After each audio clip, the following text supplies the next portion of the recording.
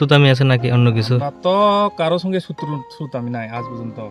আমি কারো সঙ্গে শত্রুতা আমি নেই। তার এটা আমার যে জানার মতো রাজনীতি হতে পারে। আমি কারণ বিজেপি করি, এখন তো রাজনীতি সন্ত্রাস যেহেতু চলতেছে এই আর কি। আপনি কি দায়িত্বে আছেন?